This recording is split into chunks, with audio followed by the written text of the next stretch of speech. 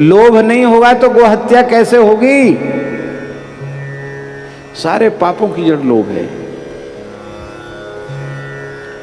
गो हत्या भी लोभ के कारण हो रही है, और गाय भूखी प्यासी मर रही हैं, अनाश्रित गोवंश भटक रहा, वो भी लोभ के कारण। जिन लोगों ने धन कमाया है उनके मन में उदारता का भाव आ जाए तो गाय खोजने से नहीं मिलेगी। सारे गोचर समाप्त हो चुके हैं, जितने पर्वत हैं, जितने ओरण हैं, ये सब गोचर हैं, जितने नदियों के कछार हैं सब गोचर हैं। गाय की भूमि गाय को सरकार दे दे तो आज भी गाय अनाश्रित नहीं है, पर गोभूमियों का सबसे अधिक सत्यानाश गोभूमियों का हुआ है। उसका दुष्परिणाम समाज भोग रहा है। लोभ का त्याग करके सब गो सेवा में अपनी पवित्र लक्ष्मी का विनियोग करें। मरने के बाद तो काम आने वाली है नहीं, जीते जी इतना अच्छा पवित्र काम कर लें तो महाराज वो जो धन किसी काम में आने वाला नहीं, मरने के बाद वो जीते जी गो सेवा जैसे पवित्र यज्ञ में लग करके गोलोक की प्राप्ति का साधक बन जाएगा। ईमानदारी से गो सेवा करो तो सही।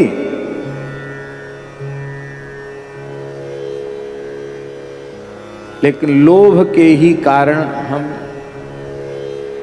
कुछ नहीं करते।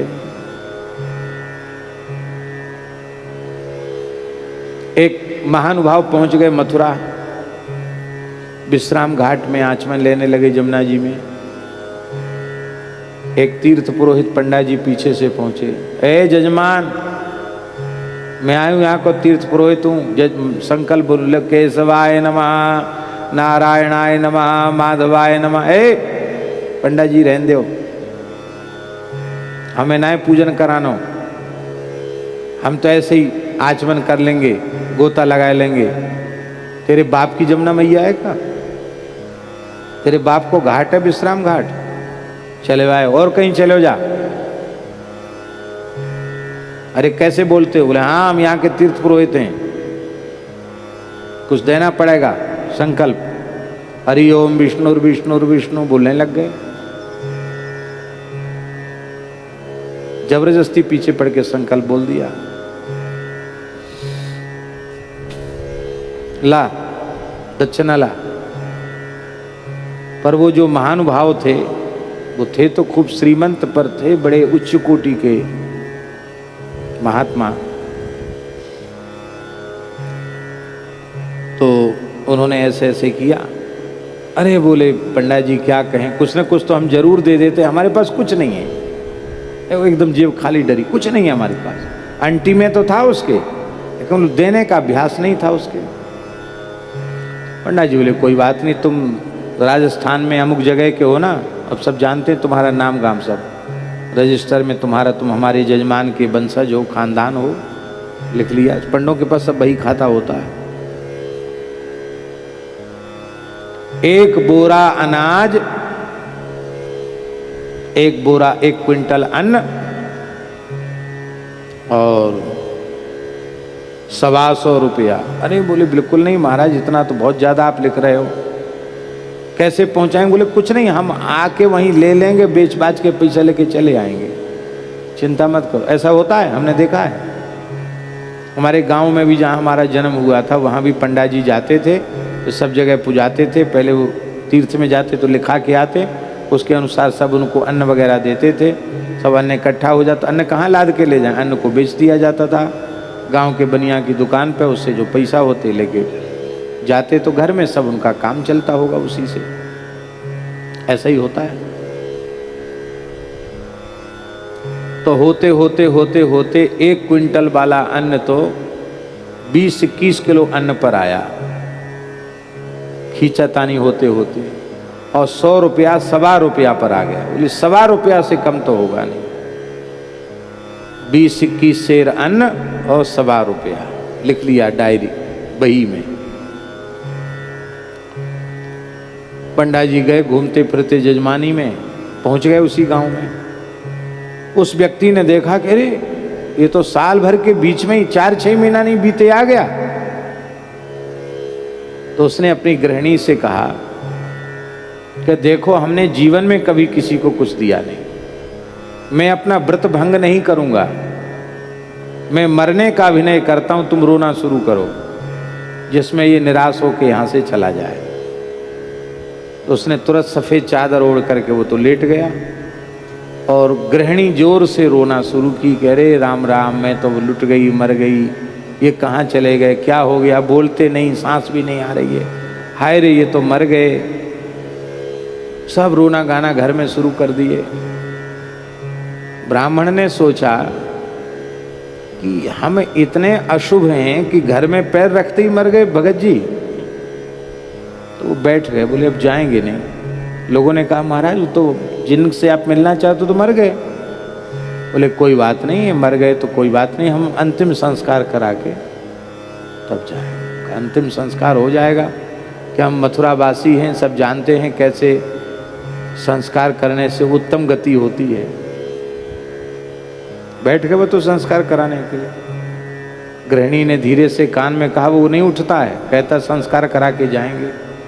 अरे काहे को लोभ कर रही है। लोभी लोग भी कहते हैं लोभ मत करो। देखो कितनी विचित्र बात है। हमारा क्या काम है, घर में रोटी खाते हैं, कुछ ना कुछ बर्बादी, घर में काम धंधा तो बच्चों ने संभाल लिया, जला दो हमको भले, पर देंगे नहीं हम। हाँ, पुत्र भी ऐसे आज्ञाकारी थे, बोले जो आज्ञा पिताजी, ठीक कहते हो, जगह घेरे पड़े हैं, आप खा भी रहे हो, काम तो कुछ करते नहीं, ले चलो। राम नाम सत्य है, गोपाल नाम सत्य है, स्मशान में ले गए, चिता पर रख भी दिया। अग्नि लगाने वाले थे, अग्निदान। आखिर ब्राह्मण का हृदय पसीज गया कि इतने भयंकर लोभी का, जो 20-21 किलो अनाज के पीछे और 1 रुपया के पीछे प्राण देने के लिए तैयार है, पर इसका हम ले भी लेंगे तो चाहे हम 3 काल की संध्या नहीं, 6 काल की भी संध्या करें तो भी तो पचेगा नहीं, न इसका पैसा पचेगा न इसका अन्न पचेगा। सो कांप गया बेचारा ब्राह्मण। उसने कहा कि देखो ऐसा है, अभी इनको अग्निदान मत करो, हम एक मंत्र जानते हैं, हमारे गुरुजी ने हमको बताया है, हम इस मंत्र का उच्चारण इनके कान में करेंगे, हो सकता है आपके पिताजी में फिर से प्राण आ जाएं, जीवित हो जाएं। अरे महाराज इससे अच्छा और क्या है, आप ऐसा करो, आप नहीं करोगे तो कौन करेगा ऐसा, दूर भाग जाओ। सबको दूर हटा दिया।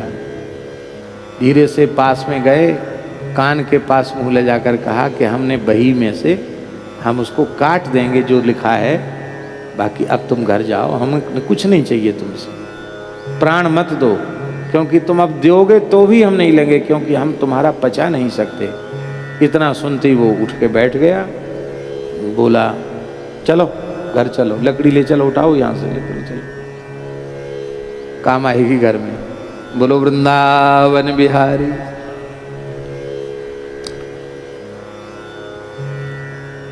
नीति में लिखा है शास्त्री जी, अति लोभो न कर्तव्यो लोभम नापि परित्यजेत, अति लोभाभिभूतस्य चक्रम भ्रमति मस्तके। पंचतंत्र में लिखा है चक्रम भ्रमति मस्तके। और महाराज जी लिखा है कि इतने लोगों का नाम नहीं लेना चाहिए, लोभी आदमी का नाम नहीं लेना चाहिए। आत्मनाम गुरोर नाम नामाति कृपणस्य च श्रेयस कामोन गृहणीया ज्येष्ठापत्य कलत्रयो। मनु जी महाराज कह रहे हैं अपना नाम, गुरु जी का नाम, अत्यंत कंजूस का नाम, सीताराम राधे श्याम कह के बुला दो, उसका नाम मत लो। संध्या सवेरे तो बिल्कुल कंजूस आदमी का नाम मत उच्चारण करो।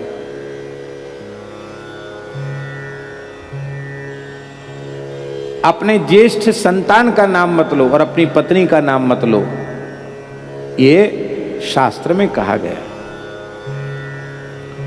नाम लेना इनका वर्जित है। ये लोभ की स्थिति है, तो लोभ के ही कारण गोहत्या हो रही है और लोभ के ही कारण गो सेवा नहीं हो रही है।